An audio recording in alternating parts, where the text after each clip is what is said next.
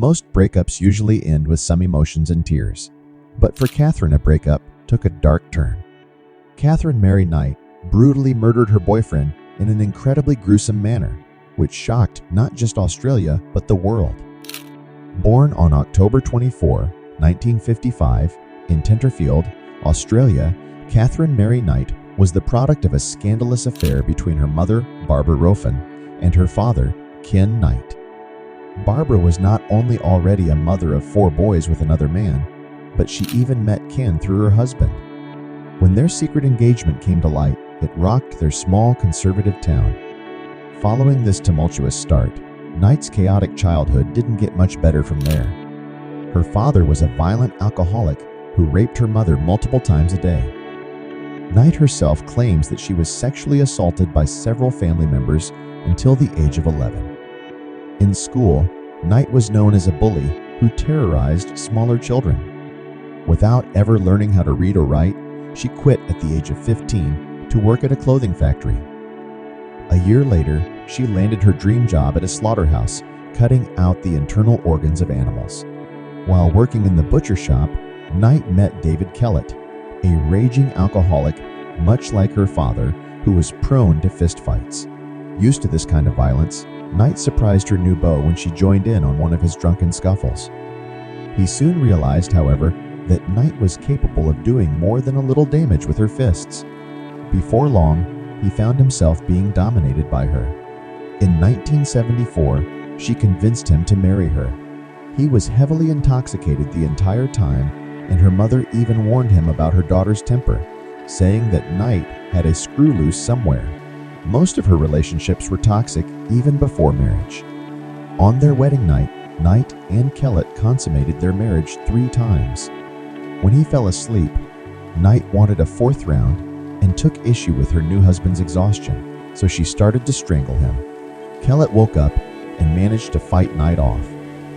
Even though she attempted to kill him only 1 day into their marriage, the union lasted for 10 more years. The marriage was, however, far from perfect. Kellett was often unfaithful, and once even left his wife and their 2 daughters in the middle of the night.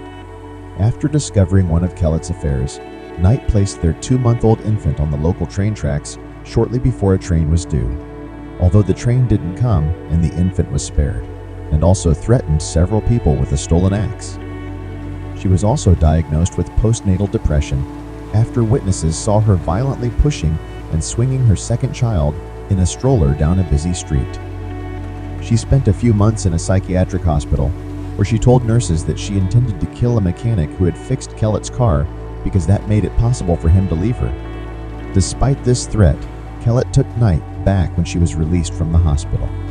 Their reunion didn't last long, and Knight went through a period of deep distress after Kellett finally did leave her. In 1986, shortly after her breakup with Kellett, Katherine Knight jumped into a whirlwind romance with David Saunders, a local miner. Within a few months, Saunders moved in with her and her 2 daughters. However, he kept his apartment, and Knight became incredibly jealous and suspicious about what he did when she wasn't around. Like her previous relationships, this one quickly grew toxic and violent. At one point, she slit the throat of his 2-month-old dingo puppy in front of him just to show him what she was capable of. They stayed together and even had a daughter a year later. However, Saunders left Knight shortly after the birth because she had attempted to kill him with a pair of scissors. She then met a man named John Chillingworth. They stayed together for 3 years and had a child, Eric, Knight's first son. While no violent incidents have been reported about their relationship, it ended after Chillingworth learned that Knight was having an affair with a man named John Charles Thomas Price. The beginning of Katherine Knight and John Price's relationship was without complications. He had 2 older children who lived with him and seemed to like Knight, and he made enough money as a miner to keep her comfortable. They moved in together in 1995 and things were going smoothly. However, when she suggested they marry and he declined, she turned violent. Knight framed Price for stealing things from his company and got him fired. Though he initially kicked her out, a few months later they started seeing each other again. In February 2000, A series of assaults on Price culminated with Knight stabbing him in the chest. Finally fed up, he kicked her out of his house. On 28 February, he stopped at the Scone Magistrates Court on his way to work and took out a restraining order in an attempt to keep her away from both himself and his children. That afternoon, Price told his co-workers that if he did not come to work the next day, it would be because Knight had murdered him. Despite their pleas that Price should not return home, he stated that he was afraid Knight would kill his children if he did not. Price arrived home to find that Knight, although not there herself, had sent the children away for a sleepover at a friend's house. He then spent the evening with his neighbors before returning home and going to bed at 11 p.m. Earlier that day, Knight had bought new black lingerie and had videotaped all her children while making comments which have since been interpreted as a crude will. She later arrived at Price's house while he was sleeping and sat watching television for a few minutes before having a shower.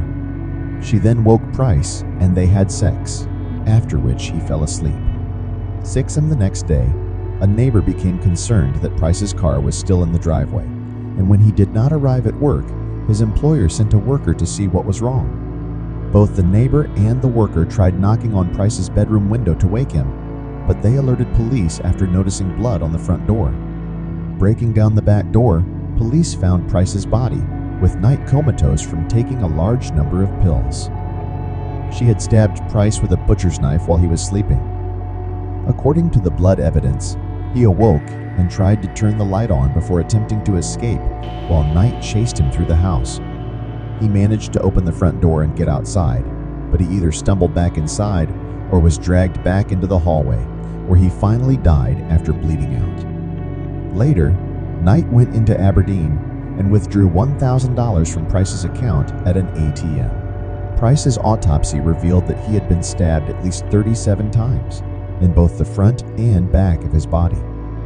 Several hours after Price had died, Knight skinned him and hung the skin from a meat hook on the architrave of a door to the lounge room. 6. She then decapitated Price and cooked parts of his body, serving up the meat with baked potato, carrot, pumpkin, beetroot, zucchini, cabbage, yellow squash, and gravy in 2 settings at the dinner table, along with notes beside each plate, each having the name of one of Price's children on it. She was preparing to serve his body parts to his children. Price's head was found in a pot with vegetables. The pot was still warm, estimated to be between 40 and 50 Celsius, 104 and 122 Fahrenheit, indicating that the cooking had taken place in the early morning. When the police arrived at the scene, the Saw Knight lay down next to the headless, mutilated corpse of Price. She had took a large number of pills and passed out. Once she woke up, she claimed to have no memory of the night before.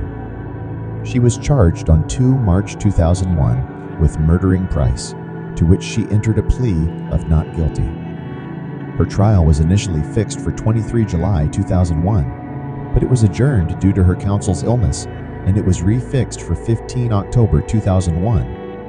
NSW Supreme Court Justice Barry O'Keefe sentenced Katherine Knight to life in prison on November 8, 2001. She was the first woman in Australia's history to be sentenced to life imprisonment without the possibility of parole. Speaking about the case, the judge said she did not qualify for mercy because of her cruel, vicious behavior.